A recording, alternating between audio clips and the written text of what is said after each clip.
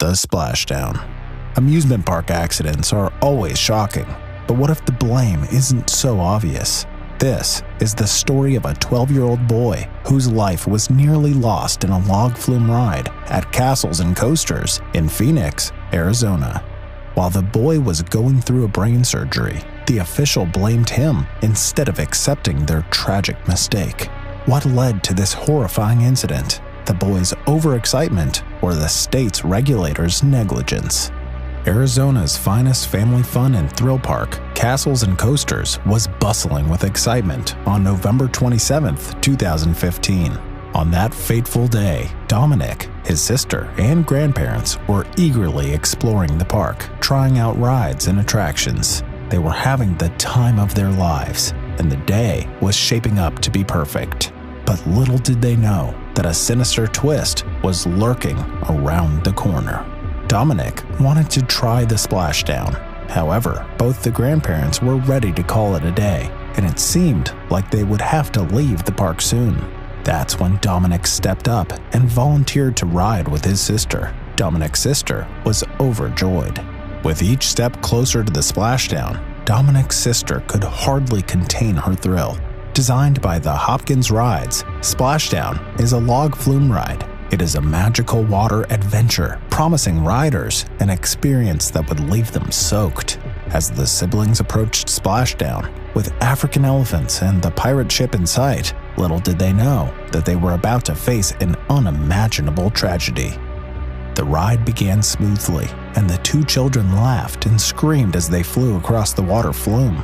But as they approached the biggest drop of the ride, something went horribly wrong. Dominic suddenly lost his balance and slipped out of the boat, falling nearly 30 feet to the ground. It was reported that the operator didn't turn off the ride as the boat approached the massive drop. It was a horrific scene. The shock and horror of it all was too much for the family to bear. The ride continued, and help was nowhere in sight. His grandmother, Carol Stevenson, was in shock. Her beloved grandson was lying motionless on the ground, and she knew that something terrible had happened. It was a random bystander and Dominic's grandfather who dove into the pool to pull him out.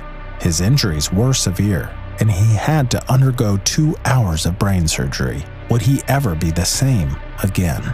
The park officials arrived at the scene, but instead of offering help and support, they started blaming Dominic for not following the ride instructions. But his family knew better. They knew that there was more to this tragedy than meets the eye. What could have gone wrong? Was the ride faulty, or were the park officials negligent in their duties? In just a few moments, the excitement of a fun day at the amusement park turned into a nightmare. The park's reputation was destroyed. Castles and Coasters, once a place of joy and laughter, was affiliated with this tragedy. The conflicting stories from the park officials and witnesses make this case all the more puzzling. Did Dominic stand up for a thrill, or was his foot caught in the boat and he was dragged along the flume course? There are still so many questions surrounding this case. Was it Dominic's fault for standing up, or was the ride itself unsafe? Why wasn't there a proper inspection program in place? It's a complicated situation that raises concerns about the safety of amusement parks in Arizona. Arizona is one of 8 states that does not regulate theme parks. Rather, state law requires parks to obtain a permit and receive a yearly inspection from a private agency or insurance company. That's not all. In 2005, 11 people were trapped mid-air for 3 hours on a ride at Castles and Coasters while rescue teams worked to bring them to safety. If that wasn't enough, 2 brothers, aged 4 and 12, suffered serious burns on their legs after their bumper boats at Castles and Coasters caught fire.